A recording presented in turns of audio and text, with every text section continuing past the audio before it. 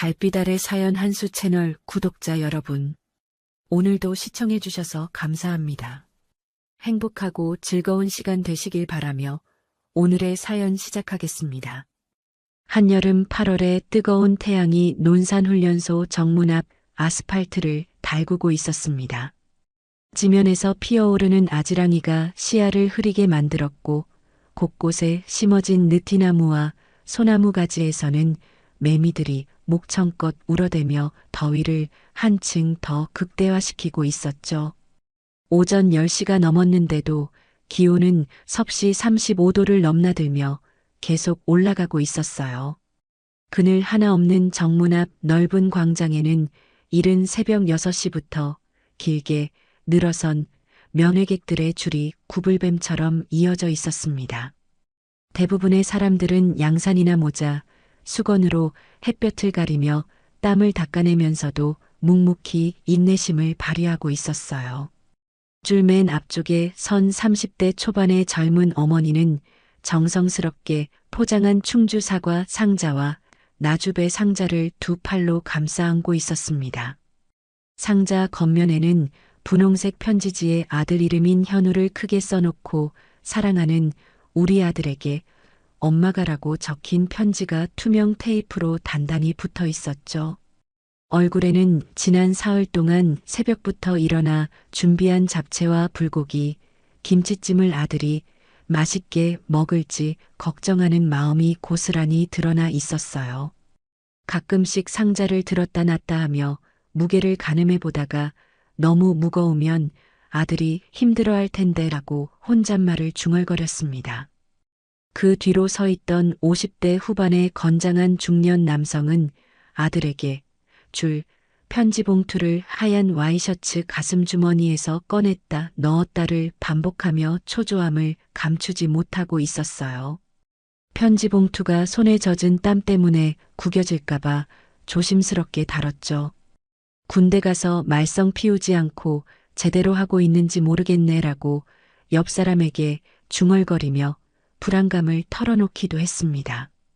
바지 주머니에서 담배 한 개비를 꺼냈다가 금연구역이라는 편말을 확인하고는 다시 집어넣는 행동을 몇 번이나 반복했어요. 이마와 목 뒤로는 굵은 땀방울이 계속 흘러내렸습니다. 조금 더 뒤쪽에는 20대 초반으로 보이는 단아하고 예쁜 여성이 하늘색 원피스를 입고 서 있었는데 연인을 만나러 온 듯했습니다. 그녀는 지난밤 새벽 3시까지 정성스럽게 만든 하트 모양 초콜릿 쿠키와 견과류가 들어간 브라우니가 든 예쁜 핑크색 리본 상자를 소중히 품에 안고 있었어요. 얼굴에는 오랜만에 만나는 연인에 대한 설렘과 긴장이 교차하며 나타나고 있었죠. 분홍빛 입술에 발랐던 립밤을 계속 하자대며 휴대폰 카메라로 거울 삼아 화장이 번지지 않았는지 머리카락이 엉키지 않았는지 수시로 확인했습니다. 손목에 찬 은색 시계를 자꾸 들여다보며 면회 시간이 정확히 언제 시작되는지 궁금해했어요. 중간쯤 서 있던 70대 할머니는 손수 담근 배추김치와 깍두기, 멸치볶음, 시금치나물이 든 스테인리스 도시락 5개를 커다란 보랏빛 보자기에 싸서 품에 안고 왔습니다. 우리 막내 손자가 부대 음식이 짜고 안 맞는다고 편지에 써놨거든요라고 옆 사람에게 자랑스럽고 걱정스러운 목소리로 말하고 있었어요. 보자기 안에서는 집에서 끓인 진한 멸치 육수 미역국 냄새와 갓 담근 배추김치의 알싸하고 시원한 냄새가 은은하게 풍겨 나왔습니다. 할머니는 가끔씩 보자기 끝을 살짝 풀어 더위에 음식이 상하지 않았는지 확인하며 걱정스러운 표정을 지었죠. 아이고, 이 더위에 상하면 어쩌나라고 연신 중얼거렸어요. 저 멀리 훈련소 내부에서 들려오는 군악대의 웅장한 애국가와 전우 같은 군가, 연주가 이 모든 풍경에 숭고함과 엄숙함을 더해주고 있었습니다. 정문 양쪽으로 꼿꼿이 서 있는 경계병들의 반듯한 자세와 다림질이 반반하게 된 카키색 군복이 뜨거운 햇볕에 반짝거렸고 바람에 펄럭이는 태극기와 부대기가 장엄한 분위기를 연출하고 있었어요. 정문 위쪽에는 조국을 위해, 결의를 위해라고 적힌 현수막이 걸려 있었죠. 그런 화목하고 기대에 찬 분위기 속을 헤치며 78세의 최복만이 낡은 자전거를 끌끌 끌며 천천히 걸어왔습니다. 그는 오래전부터 써온 듯한 해진 회색 야구 모자를 깊숙이 눌러 쓰고 있었어요. 모자의 원래 색깔은 알아볼 수 없을 정도로 햇볕에 발해 있었고 챙 부분은 오랜 사용으로 인해 손때가 타서 번질번질했습니다.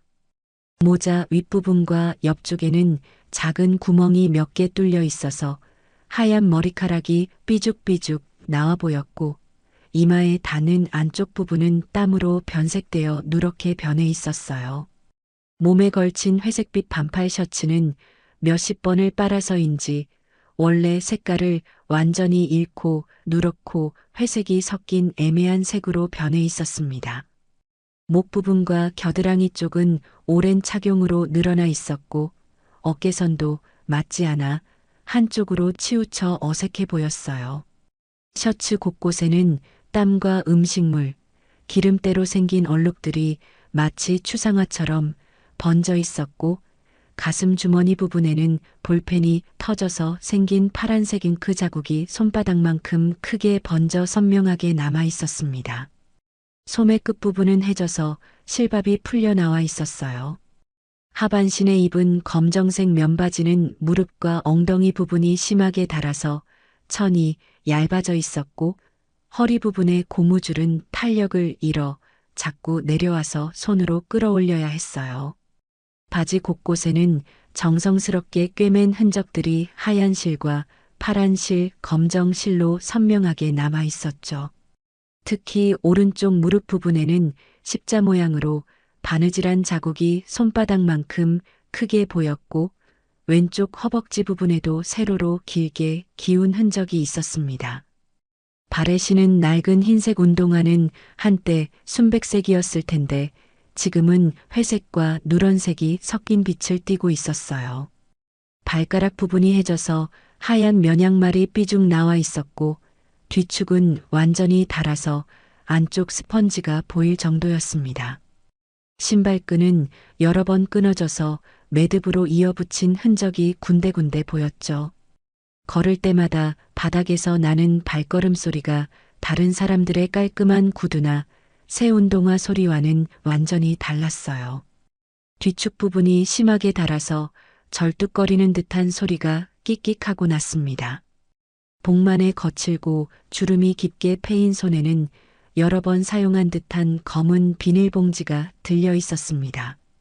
동네 작은 슈퍼에서 장을 볼 때 쓰던 봉지인 듯 했는데 모서리는 해져서 작은 구멍이 3-4개 뚫려 있었고 손잡이 부분은 늘어나서 거의 찢어질 것 같았어요. 봉지 안에는 손자 최민재가 어릴 때부터 유난히 좋아했던 잘 익은 수박 한 통과 새벽 5시부터 일어나 정성스럽게 담근 오이소박이 장아찌 한 통이 조심스럽게 들어 있었습니다. 수박은 어제 오후 동네 장터 과일 가게에서 나이 지긋한 상인 아저씨와 함께 일일이 손으로 두드려보며 소리를 듣고 색깔과 무늬를 살펴보며 가장 달고 맛있을 것으로 골랐어요. 이거 정말 당도 높아요, 할아버지. 손자분이 틀림없이 좋아하실 거예요 라는 상인의 말을 믿고 평소보다 2,000원 비싼 값을 주고 샀죠. 장아찌는 민재가 초등학교 3학년 때 여름휴가로 할아버지 집에 왔을 때 할아버지가 담근 오이지가 세상에서 제일 맛있어요. 엄마가 사온 거보다 100배는 맛있어요 라고 했던 말을 기억하며 간을 조금 더 세게 하고 마늘과 생강도 평소보다 많이 넣어서 부대 생활에 지치고 입맛 없어 할 손자가 밥맛을 찾을 수 있도록 특별히 정성껏 준비한 것이었습니다. 복만은 긴 줄 맨 끝에 서서 차례를 기다리며 주변을 두리번거리며 둘러봤습니다. 자신과는 확연히 다른 깔끔하고 정갈한 옷차림의 면회객들 사이에서 주눅이 들고 위축될 수밖에 없었지만 곧 손자 민재를 만날 수 있다는 생각에 가슴이 두근거렸어요. 비닐봉지를 꼭 잡은 손에는 힘이 들어가 있었고 입술은 바싹 말라서 자꾸 혀로 핥으며 침을 삼켰습니다. 민재가 건강하게 잘 지내고 있을까, 많이 야위지는 않았을까 하는 걱정이 머릿속을 계속 맴돌았어요. 바로 그때였습니다. 정문 옆쪽 철문으로 군 헌병 호송차가 낮고 무거운 디젤 엔진음을 울리며 천천히 들어오고 있었어요. 흰색 대형 승합차의 뒷좌석 창문들은 반투명한 검은색 필름으로 가려져 있었지만 그 너머로 포승줄에 묶인 훈련병의 어깨와 뒷모습, 옆모습이 희미하게 보였습니다. 차 안에는 헌병 2명이 양쪽에 앉아 있는 것 같았어요.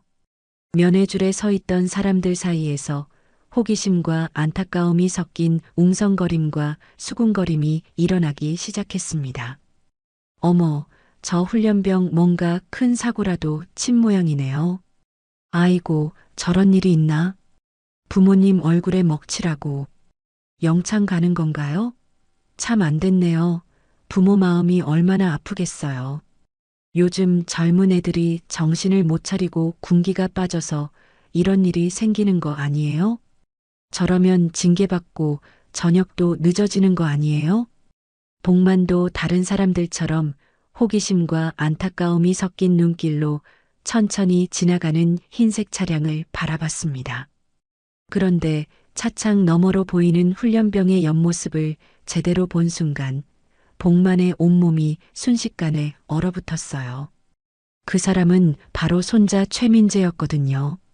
민재의 눈이 잠깐 창밖으로 향했고 할아버지와 시선이 딱 마주쳤습니다.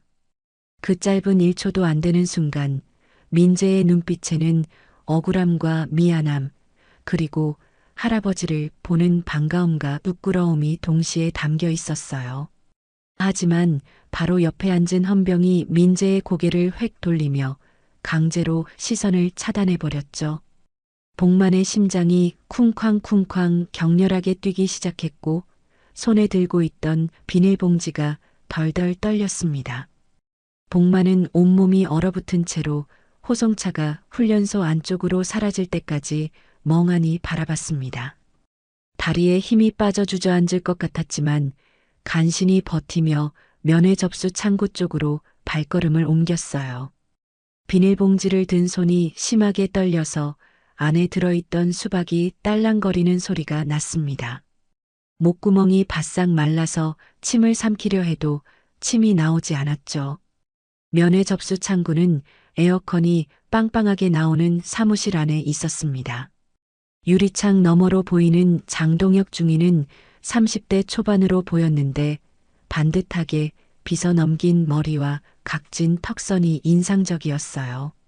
그는 하얀 와이셔츠 위에 정갈하게 다림질된 군복을 입고 있었고 가슴에는 여러 개의 훈장과 계급장이 반짝거렸습니다. 책상 위에는 서류들이 깔끔하게 정리되어 있었고 컴퓨터 모니터에서는 면회 신청서 양식이 떠 있었어요. 복만이 창구 앞에 서자 장동혁은 고개도 제대로 들지 않은 채 건성으로 물었습니다. 면회 신청서 작성하셨나요? 아니요. 그런데 먼저 물어볼 게 있습니다. 복만은 떨리는 목소리로 말을 이어갔어요. 손자 최민재 이등병. 방금 호송차에 타고 있는 걸 봤는데요. 그때서야 장동혁이 고개를 들어 복만을 쳐다봤습니다. 차가운 눈빛으로 위아래를 훑어보더니 코웃음을 쳤어요. 아, 그 훈련병 할아버지시군요. 장동혁은 키보드를 두드리며 컴퓨터 화면을 확인했습니다. 모니터에는 민재의 인적사항과 함께 빨간색으로 징계 대상이라는 글자가 크게 떠 있었어요. 해당 병사는 현재 영창 입감 절차 중입니다. 면회는 불가능합니다. 복만은 놀라서 창구 유리에 손을 대며 물었습니다. 영창이라니요. 우리 민재가 대체 무슨 잘못을 했다는 겁니까? 군 기밀 사항이라 말씀드릴 수 없습니다. 장동혁의 목소리는 더욱 냉랭해졌어요. 그때 옆쪽에서 이상훈 상사가 다가왔습니다. 40대 중반으로 보이는 그는 배가 나온 체구에 얼굴이 불그락했어요. 담배 냄새가 진하게 풍겼고 입가에는 비아냥거리는 미소가 걸려 있었습니다. 아저씨, 손자 교육을 제대로 못 시켰나 보네요. 이상우는 복만의 초라한 행색을 위아래로 훑어보며 말했어요. 규율도 못 지키는 사고뭉치 말이에요. 완전히 가문의 수치 아닙니까? 주변에 있던 면회객들이 하나둘씩 이쪽을 쳐다보기 시작했습니다. 젊은 어머니는 수군거리며 휴대폰을 꺼내 몰래 사진을 찍었고 중년 남성은 혀를 차며 고개를 저었어요. 연인을 만나러 온 여성은 친구에게 전화를 걸어 여기 정말 이상한 할아버지가 있어라고 속삭였습니다. 요즘 젊은 애들이 다 저래요. 정신머리가 없어서 집안 교육을 제대로 안 받아서 그런 거죠. 저런 할아버지를 보니까 손자가 왜 그런지 알겠네요. 뒤쪽에서 키득거리는 웃음소리가 들렸고 누군가는 휴대폰으로 동영상을 촬영하기 시작했어요. 복만의 얼굴이 붉어졌고 귀가 화끈거렸습니다. 이상훈이 더욱 큰 목소리로 말했어요. 아저씨, 현실을 좀 받아들이세요. 백없는 사람들은 원래 이런 대우받는 거예요. 그 순간 복만이 들고 있던 비닐봉지가 바닥에 떨어졌습니다. 퍽 하는 소리와 함께 수박이 바닥으로 굴러떨어져 깨져버렸어요. 빨간 과육과 검은 씨가 바닥에 흩어졌고 장아찌 통에서는 국물이 새어나와 발밑으로 번졌습니다. 짠내와 마늘 냄새가 코를 찔렀죠. 복만은 재빨리 허리를 숙여 주우려 했지만 78살에 굳은 무릎과 허리가 말을 듣지 않았어요. 손가락도 관절염 때문에 제대로 움직이지 않았습니다. 바닥에 무릎을 꿇고 조각난 수박을 주워 담으려 하는데 손이 계속 떨려서 제대로 되지 않았어요. 아이고, 지저분하게. 바닥이 다 더러워졌네. 면회객들이 인상을 찌푸리며 한 발씩 뒤로 물러났습니다. 어떤 사람은 코를 막으며 냄새난다고 중얼거렸어요. 이상훈이 냉소를 섞어 말했습니다. 이봐요, 아저씨. 여기서 이러지 마시고 그냥 돌아가세요. 보다시피 면회도 안 되는 상황이고 주변에도 민폐만 끼치잖아요. 장동혁도 짜증스런 표정으로 고개를 저었어요. 정말 곤란하시네요. 다른 면회객들한테도 방해가 되고요. 복만은 바닥에 엎드려 떨어진 음식들을 주우면서 눈물이 핑 돌았습니다. 새벽부터 정성껏 준비한 수박과 장아찌가 바닥에서 뒹굴고 있는 모습을 보니 가슴이 미어졌어요. 더구나 손자가 영창에 갇혀 있다는 말을 듣고 나니 온 세상이 무너지는 것 같았습니다. 민재야, 할아버지가 미안하다. 복만은 중얼거리며 간신히 일어났습니다. 무릎과 손바닥에는 바닥에 먼지와 장아찌 국물이 묻어 있었어요. 사람들의 시선이 따가웠지만 그는 구석진 곳으로 걸어갔습니다. 저런 사람이 훈련소에 오면 안 되는데 정말 민망하네요. 뒤에서 들리는 수군거림을 뒤로하고 복만은 훈련소 외곽 담장 그늘로 향했어요. 다리가 후들거려서 몇 번이나 비틀거렸지만 간신히 그늘진 벤치를 찾아 앉았습니다. 가슴이 답답해서 숨쉬기가 힘들었고 목구멍이 메어서 말이 나오지 않았어요. 벤치에 앉아 한참을 멍하니 있다가 복만은 주머니에서 낡은 천봉투를 꺼냈습니다.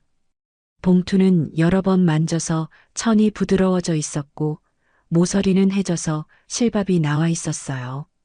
조심스럽게 봉투를 풀자 안에서 오래된 흑백 사진 한 장이 나왔습니다. 사진 속에는 젊은 군인들이 일렬로 서 있었어요.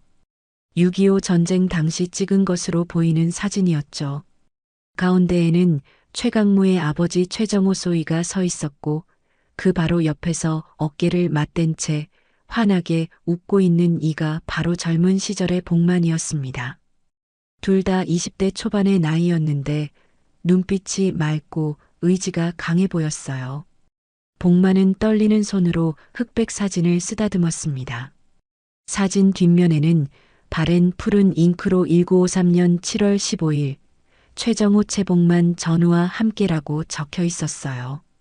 글씨체가 흘려 써져 있어서 알아보기 힘들었지만 복만은 그 글씨 하나하나를 외우고 있었습니다. 이 사진을 몇백 번도 넘게 들여다봤거든요.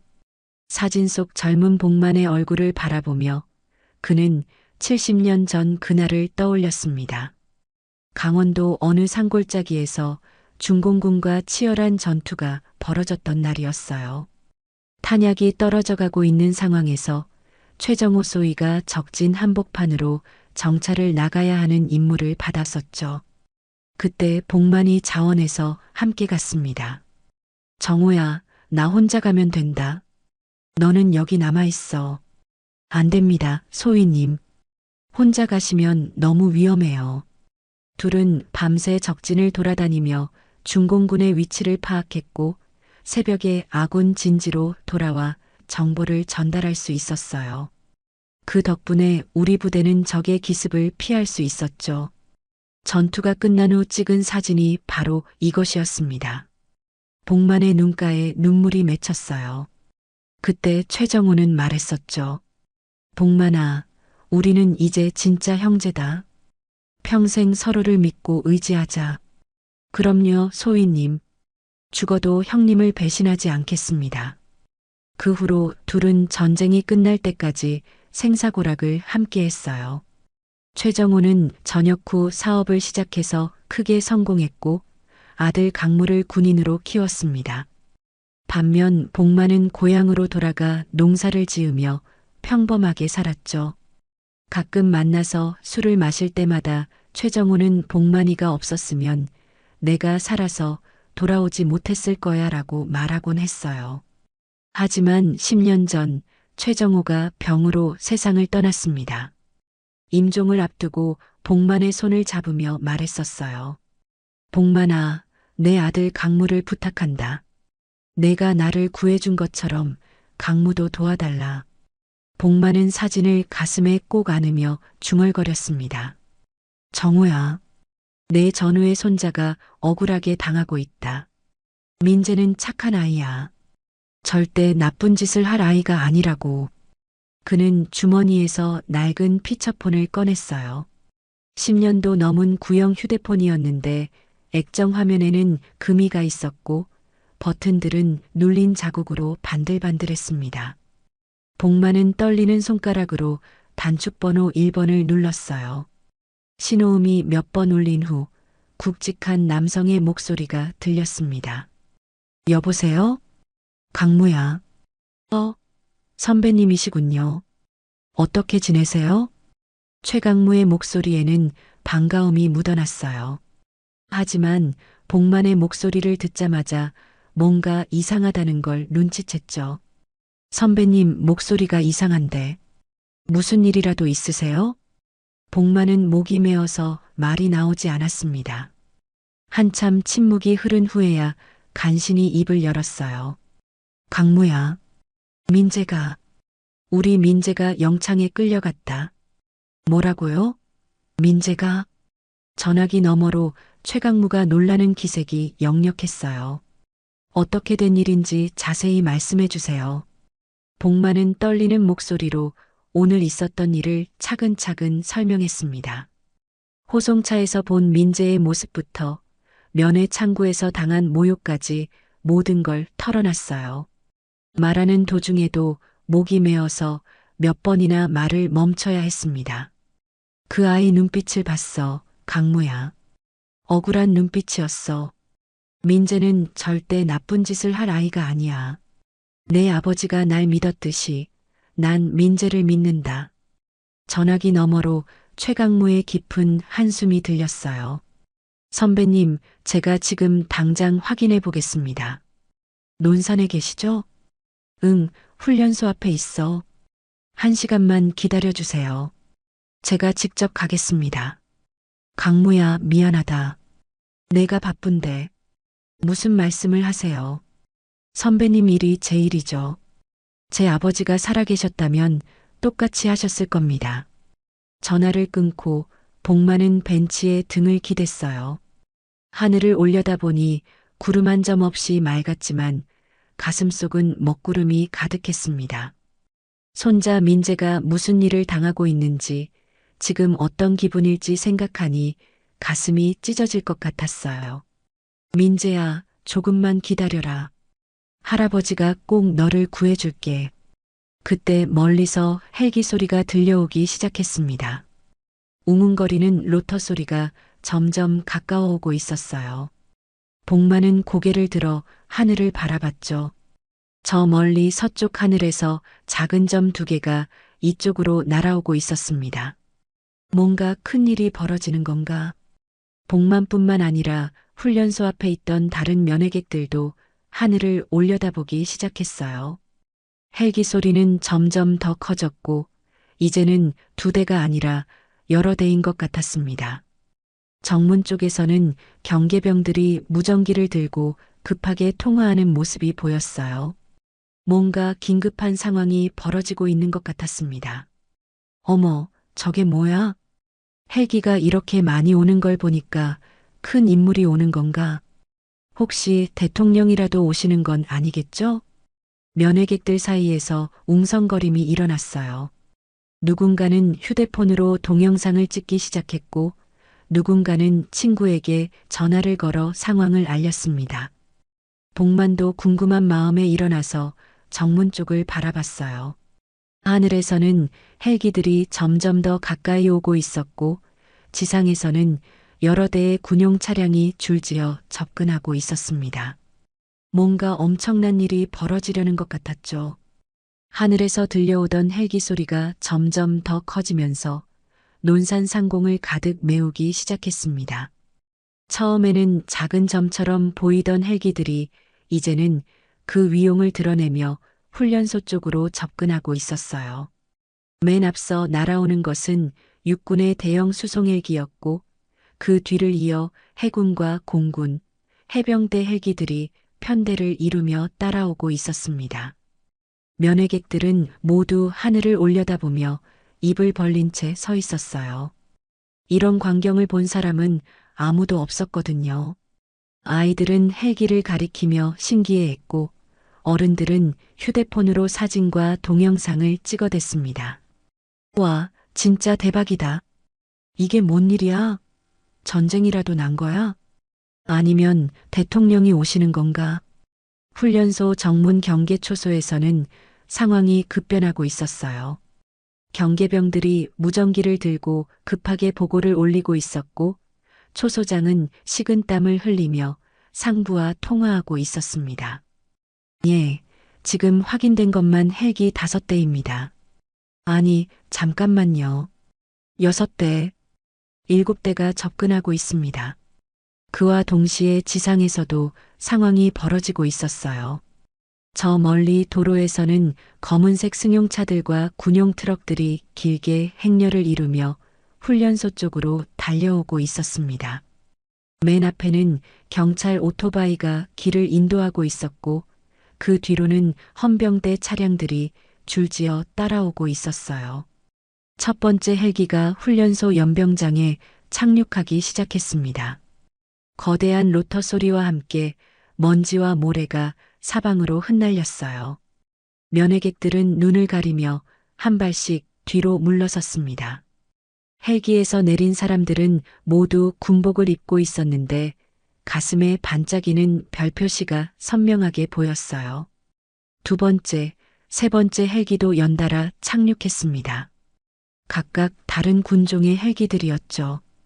해군의 푸른색 헬기, 공군의 회색 헬기, 해병대의 올리브색 헬기까지 마치 각 군 최고 위층이 총집결하는 것 같았어요. 지상에서는 육군 헌병 특임대 차량이 가장 먼저 정문에 도착했습니다. 검은색 SUV에서 내린 헌병들은 모두 완전 무장을 하고 있었어요. 방탄복에 자동 소총까지 착용한 모습이었죠. 이어서 해군, 공군, 해병대 차량들도 연달아 도착했습니다. 정문 앞 광장은 순식간에 아수라장이 되었어요. 각 군의 고위 장성들이 내리는 모습을 보고 면회객들은 완전히 압도되어 버렸습니다. 누구나 한 번쯤은 뉴스에서 봤을 법한 높은 계급의 군인들이 실제로 눈앞에 나타난 거였어요. 저기, 저 사람 혹시 참모총장 아니야? 맞는 것 같은데? TV에서 본 것 같아. 와, 별이 몇 개야? 하나, 둘, 셋, 넷.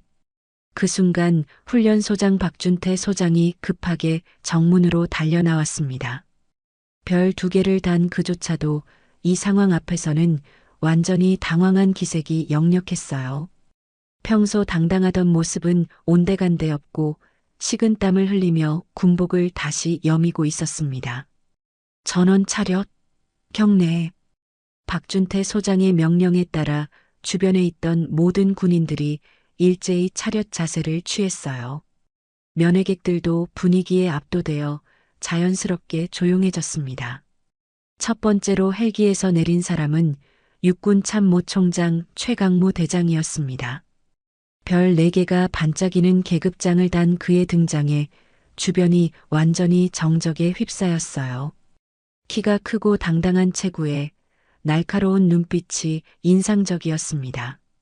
군복은 구김 하나 없이 완벽했고 걸음걸이에서부터 최고 권위자의 위엄이 느껴졌죠. 두 번째로 내린 사람은 해군작전 사령관 최영진 중장이었어요. 별 3개를 단 그는 최강무의 사촌 형이었습니다.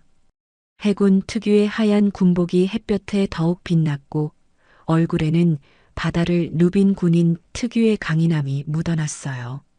세 번째는 공군작전 사령관 최재호 중장이었습니다. 역시 별 3개를 단 그는 최강무의 고종 사촌이었어요. 파란색이 섞인 공군 군복을 입은 그의 모습에서는 하늘을 지배하는 자의 자신감이 느껴졌습니다. 네 번째로 내린 사람은 해병대 제1사단장 최성우 소장이었어요. 별 2개를 단 그는 최강무의 외사촌 동생이었습니다. 해병대 특유의 올리브색 군복과 붉은 마호라가 인상적이었죠. 체구는 다른 장성들보다 작았지만 눈빛만큼은 누구보다 날카로웠어요. 마지막으로 내린 사람은 육군 특수전사령부 부사령관 최하윤 준장이었습니다. 별 하나를 단 그는 최강무의 조카였어요. 가장 젊어 보이는 그였지만 특수부대 출신다운 강인한 체격과 차가운 눈빛을 가지고 있었습니다. 5명의 장성들이 일렬로 서자 그 광경을 본 사람들은 숨을 죽였어요. 별의 개수를 세어보니 총 13개였습니다. 한국군 역사상 이렇게 많은 고위 장성들이 한꺼번에 한 곳에 나타난 적은 거의 없었어요. 박준태 소장은 떨리는 목소리로 보고했습니다. 육군 참모총장님께 논산육군훈련소장 박준태 소장이 보고드립니다. 최강무 대장은 냉정한 표정으로 주변을 둘러봤어요. 그의 시선이 면회객들 사이를 훑더니 구석에 서 있는 복만에게 멈췄습니다. 복만도 그 시선을 느끼고 고개를 들었죠. 두 사람의 시선이 마주치는 순간 최강무의 표정이 살짝 부드러워졌어요.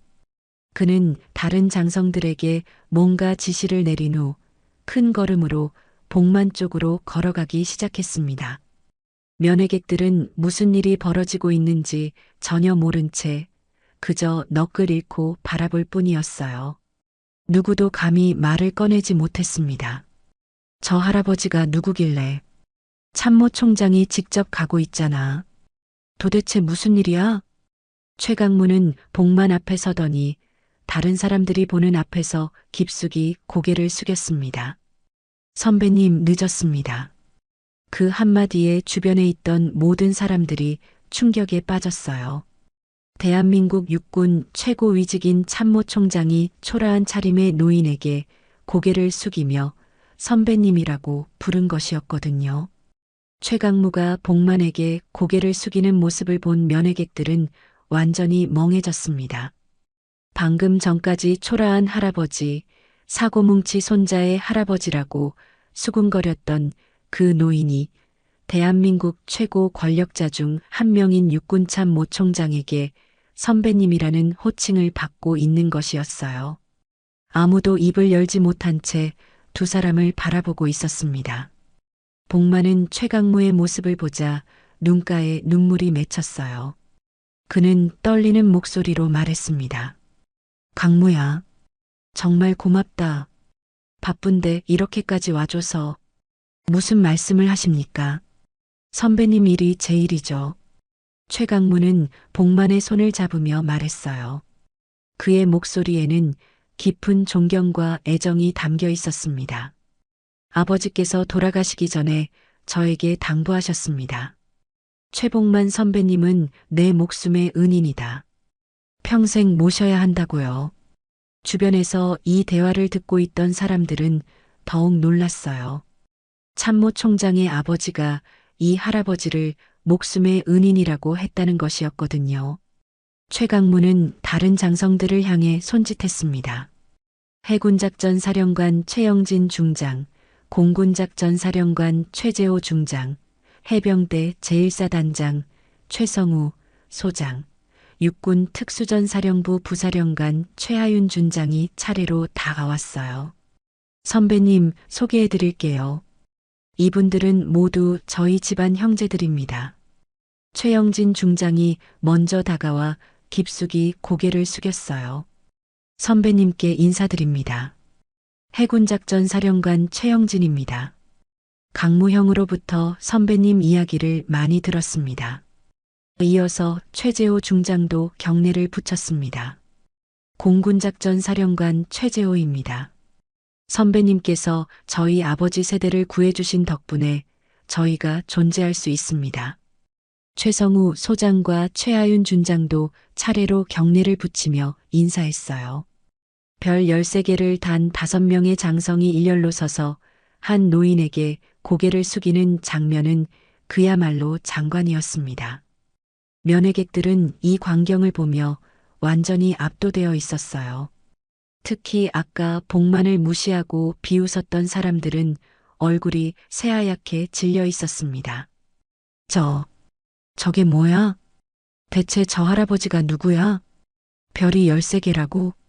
최강무는 복만에게 말했습니다. 선배님 민재 이등병 건에 대해 지금 즉시 조사하겠습니다. 억울한 일이 절대 없도록 하겠어요. 그때 박준태 소장이 식은땀을 흘리며 다가왔어요. 그는 상황을 전혀 파악하지 못하고 있었습니다. 참모 총장님 무슨 일이신지. 최강무의 표정이 급격히 차가워졌어요. 그는 박준태를 날카로운 눈빛으로 바라보며 말했습니다. 박준태 소장, 최민재 이등병이 현재 어떤 상황인지 즉시 보고하라. 예. 그 훈련병은 현재 영창 입감 절차를 밟고 있습니다. 무슨 죄목으로? 박준태는 당황하며 더듬거렸어요. 그게 군기 위반 및 규율 불복종으로. 구체적인 사실관계를 말하라. 최강무의 목소리가 차갑게 울렸습니다. 박준태는 식은땀을 더욱 흘리며 중얼거렸어요. 죄송합니다. 제가 직접 파악하지 못해서 담당 간부를 불러오겠습니다. 그때 최하윤 준장이 한 걸음 앞으로 나왔습니다. 참모 총장님, 제가 특수전사령부 헌병수사대를 투입해서 즉시 조사하겠습니다. 그렇게 하라. 최강무는 고개를 끄덕이며 말했어요. 모든 관련자들을 소환하고 CCTV 영상도 모두 확보하라. 단 한 가지도 빠뜨리지 말고. 그 순간 면회 접수 창구 쪽에서 장동혁 중위와 이상훈 상사가 황급히 뛰어나왔어요. 둘 다 얼굴이 창백해져 있었습니다. 상황이 심상치 않다는 걸 직감했거든요. 장동혁은 최강무를 보자 다리가 후들거렸어요.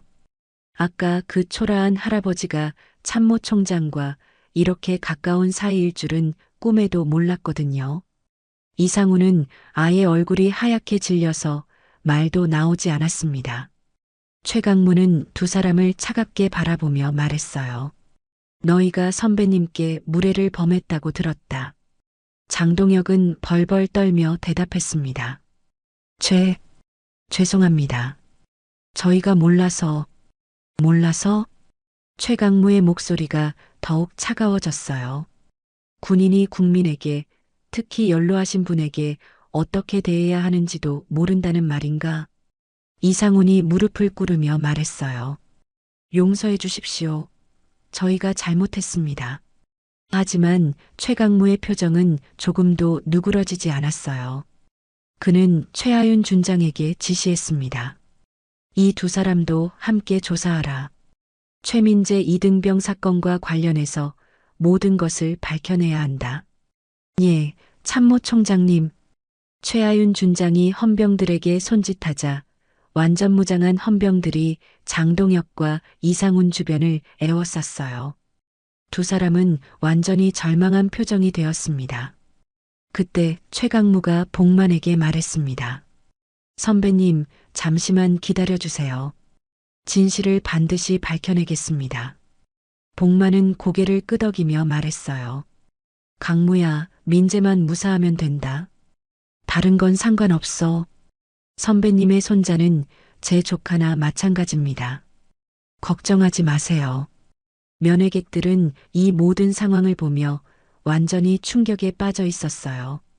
아까까지 무시하고 비웃었던 할아버지가 이런 어마어마한 배경을 가지고 있을 줄은 아무도 몰랐거든요. 특히 휴대폰으로 복만을 촬영했던 사람들은 급하게 동영상을 삭제하기 시작했습니다. 훈련소 내부에서는 긴급 상황이 벌어지고 있었어요. 모든 간부들이 소집되었고 최민재 이등병 사건과 관련된 모든 자료와 증거들이 수집되기 시작했습니다. 진실이 밝혀지기까지는 그리 오랜 시간이 걸리지 않을 것 같았어요.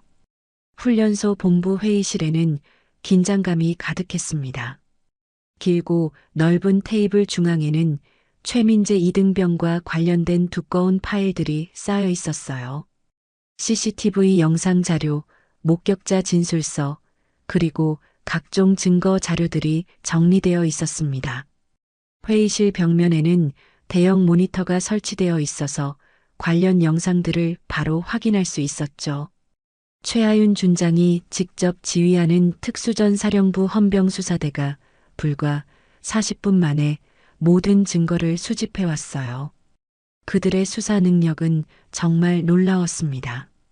평소에는 국가 기밀 사건을 다루던 전문가들이었거든요. 보고 드리겠습니다.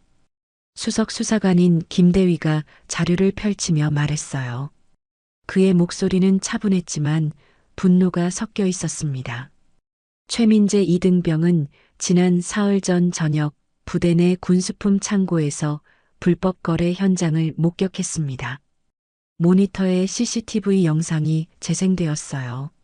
어두운 창고 안에서 몇 명의 간부들이 군수품 상자들을 트럭에 옮기고 있는 모습이 선명하게 보였습니다.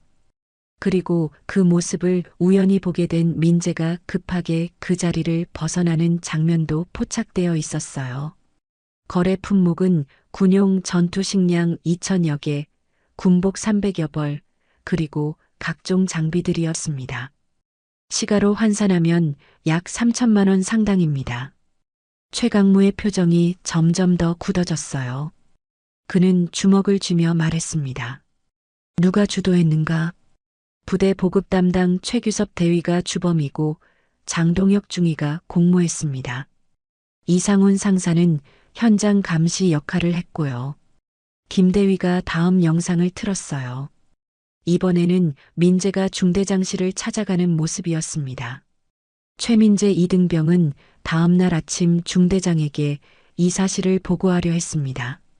하지만 영상 속에서 민재가 중대장실 문 앞에서 망설이다가 돌아서는 모습이 보였어요. 왜 보고하지 않았는가? 최영진 중장이 물었습니다. 중대장이 최규섭 대위와 같은 고향 출신이고 평소 친밀한 관계였기 때문입니다. 민재 이등병은 보고에도 묵살될 것을 우려했던 것 같습니다. 그 순간 회의실 문이 열리며 최규섭 대위가 헌병들에게 연행되어 들어왔어요. 그는 이미 모든 것을 자백한 상태였습니다. 얼굴은 창백했고 손은 수갑에 묶여 있었어요. 최규섭 대위, 사실대로 말하라. 최강무의 차가운 명령에 최규섭은 떨리는 목소리로 대답했습니다. 죄송합니다. 제가 군수품을 빼돌려서 민간업체에 팔았습니다. 최민재 이등병은 어떻게 처리하려 했는가? 그 훈련병이 저희 현장을 봤다는 걸 알았습니다. 그래서 미리 없애버리려고. 최규섭의 고백이 이어졌어요. 그들은 민재가 신고할 것을 우려해서 미리 조작된 혐의를 씌우려 했던 것입니다. 장동혁 중위에게 지시해서 민재를 규율 위반으로 몰아갔습니다. 영창에 넣어서 입을 막으려 했고요. 김대위가 추가 자료를 제시했어요. 더 심각한 것은 이들이 민재 이등병을 사고뭉치로 만들어서 전역 후에도 사회생활에 지장을 주려 했다는 점입니다. 최재호 중장이 분노를 참지 못하며 책상을 쳤어요. 정의로운 병사를 이렇게 모함하다니, 이것이 군인이 할 짓인가? 최성우 소장도 주먹을 쥐며 말했습니다.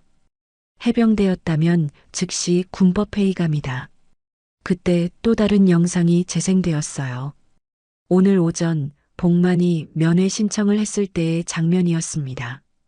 장동혁과 이상훈이 복만을 모욕하고 비웃는 모습이 고스란히 담겨 있었어요.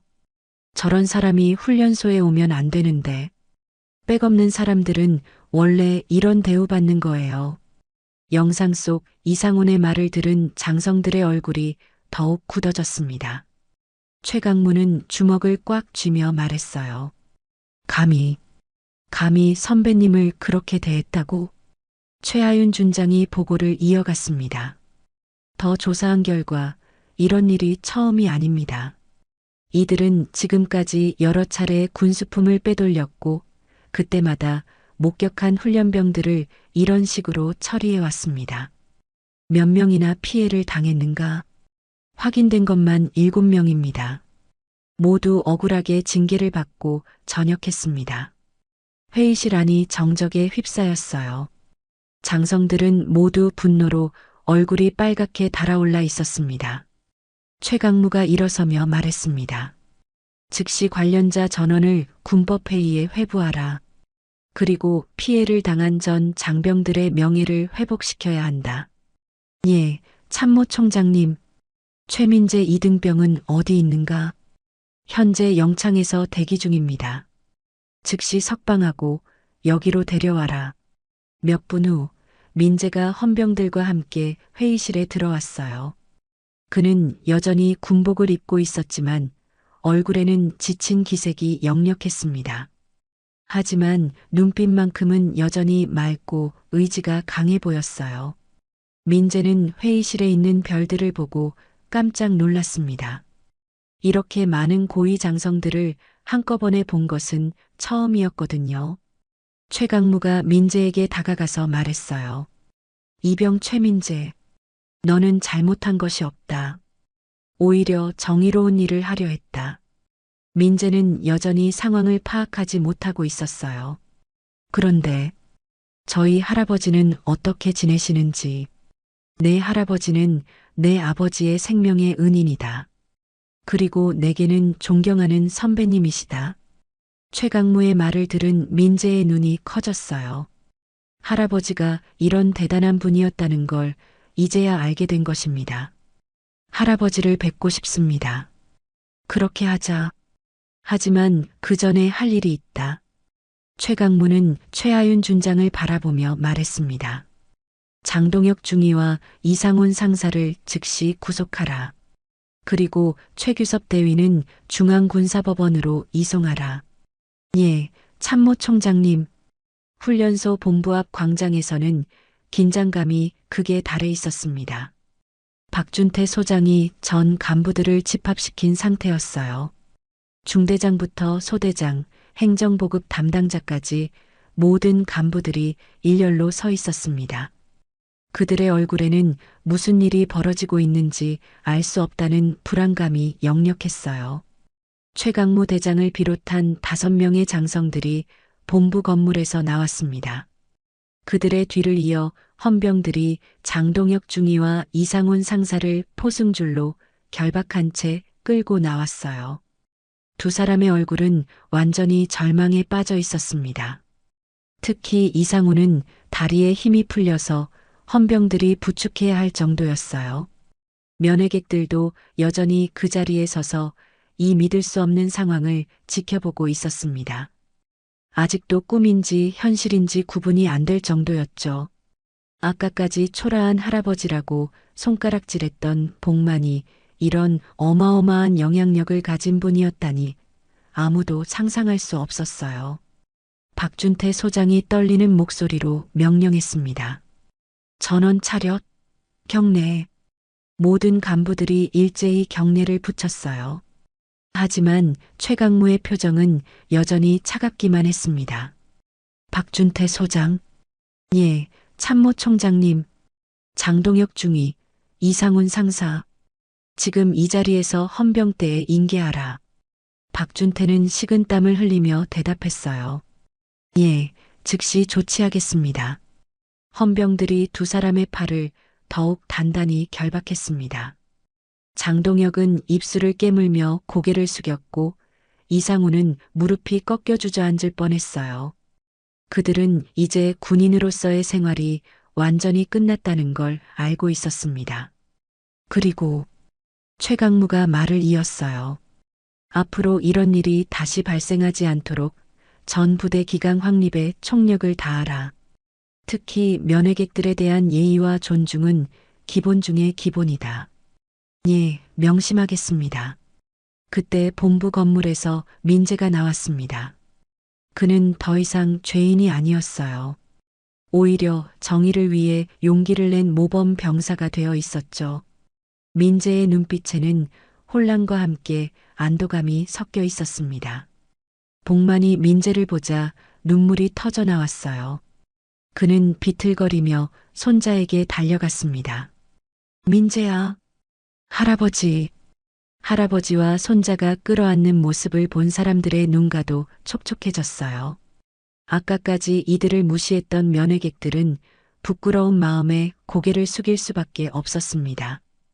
복만은 민재의 어깨를 쓰다듬으며 말했어요. 괜찮니? 많이 힘들었지? 할아버지, 죄송해요. 제가 문제를 일으켜서. 무슨 소리야? 넌 잘못한 게 하나도 없어. 오히려 옳은 일을 하려 했잖아. 민재는 할아버지의 품에서 울음을 터뜨렸어요. 억울했던 마음, 무서웠던 마음이 모두 눈물로 흘러나왔습니다. 할아버지, 저는 할아버지가 이렇게 대단한 분인 줄 몰랐어요. 복만은 고개를 저으며 말했습니다. 대단한 게 아니야. 그냥 옛날에 좋은 친구가 있었을 뿐이지. 최강무가 두 사람에게 다가왔어요.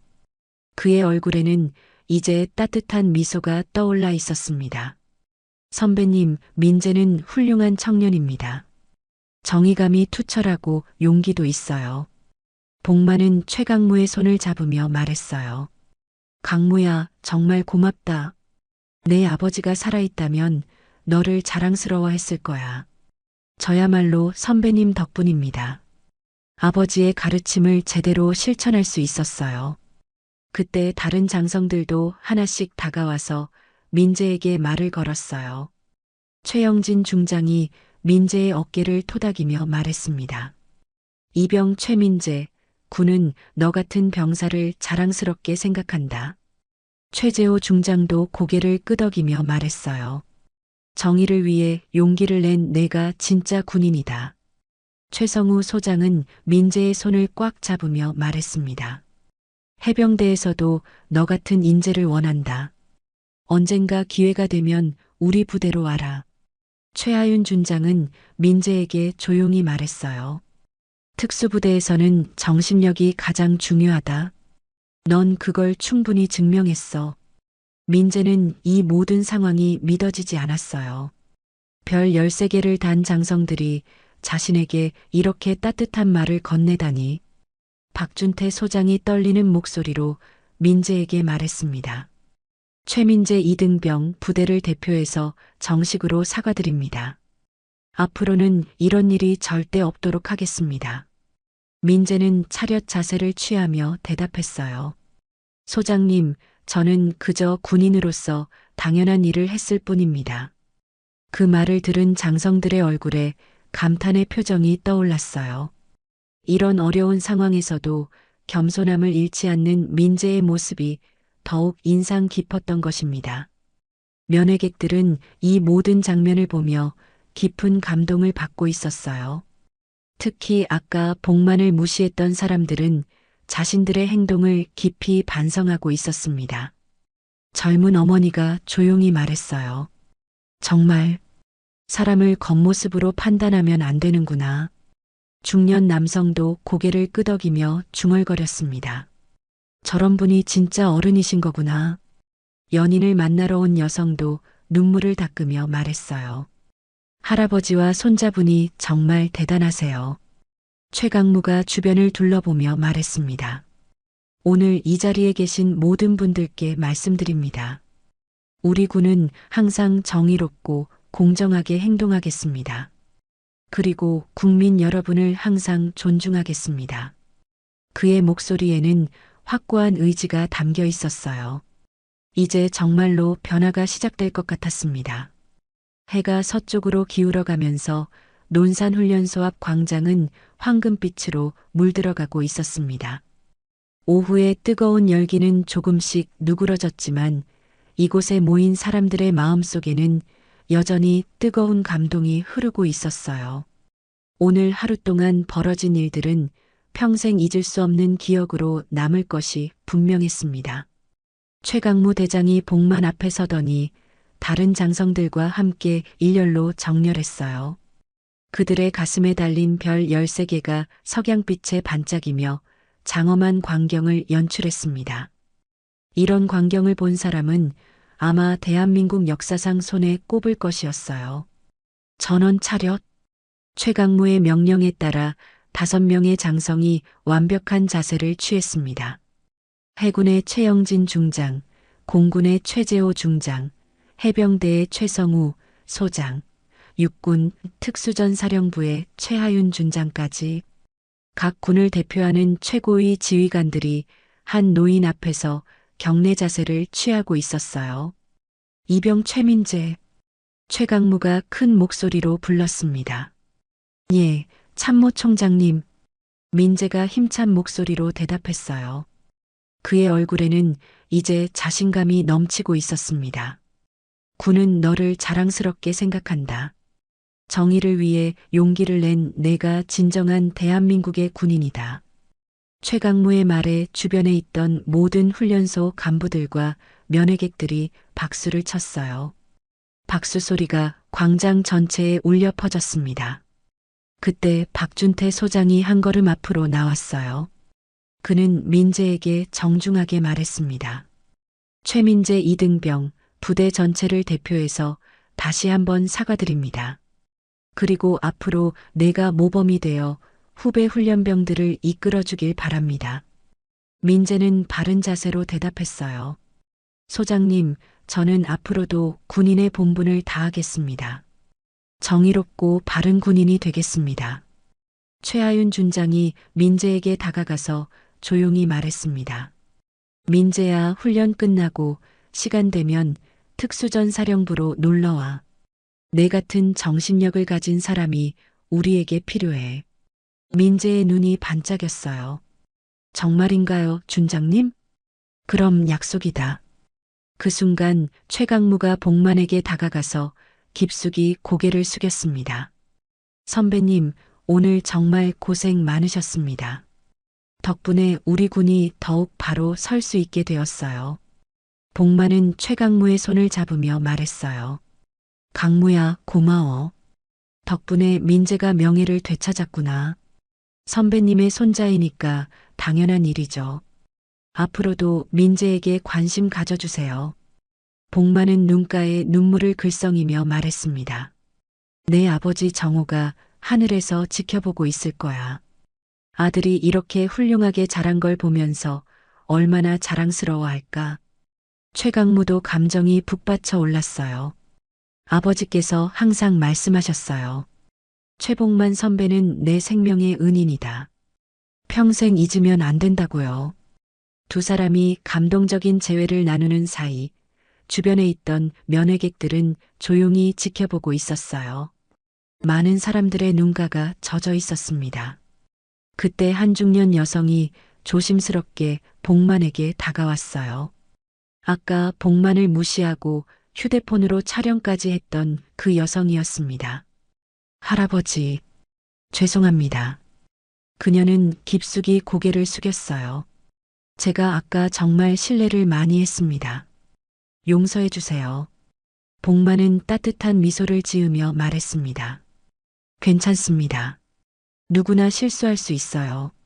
정말 죄송해요. 앞으로는 절대 사람을 겉모습으로 판단하지 않겠습니다. 다른 면회객들도 하나둘씩 복만에게 다가와서 사과했어요. 모두들 자신들의 행동을 진심으로 반성하고 있었습니다. 할아버지, 저희가 정말 잘못했습니다. 어른을 제대로 공경하지 못해서 죄송합니다. 복만은 모든 사람들을 따뜻하게 용서해 주었어요. 그의 너그러운 마음씨에 사람들은 더욱 감동받았습니다. 최성우 소장이 민재에게 말했습니다. 민재야, 오늘 일을 계기로 더욱 성장하길 바란다. 어려움이 있어도 포기하지 말고. 예, 소장님. 항상 기억하겠습니다. 최재호 중장도 덧붙였어요. 하늘을 지키는 공군에서도 너 같은 인재를 원한다. 언젠가 기회가 되면 우리 부대도 고려해봐. 최영진 중장은 웃으며 말했습니다. 바다를 지키는 해군은 어떠냐? 우리 해군도 정의로운 젊은이를 환영한다. 민재는 얼굴이 빨갛게 되며 대답했어요. 장군님들, 정말 영광입니다.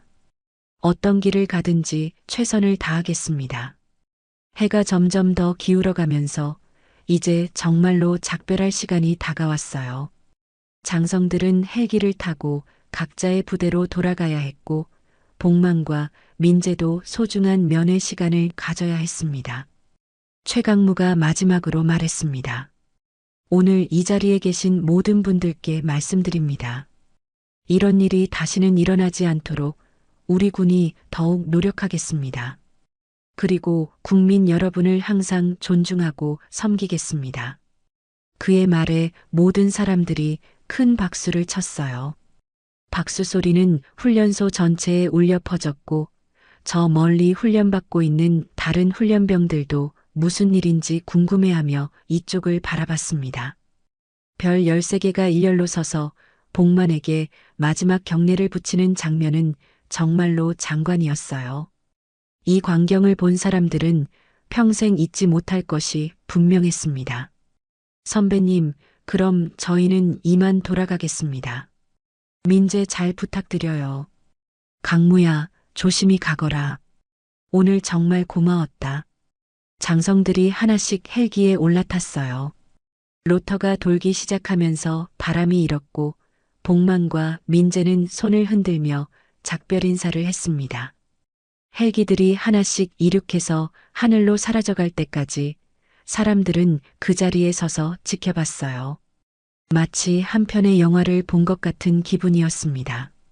모든 헬기가 사라진 후 광장에는 다시 평온이 찾아왔어요.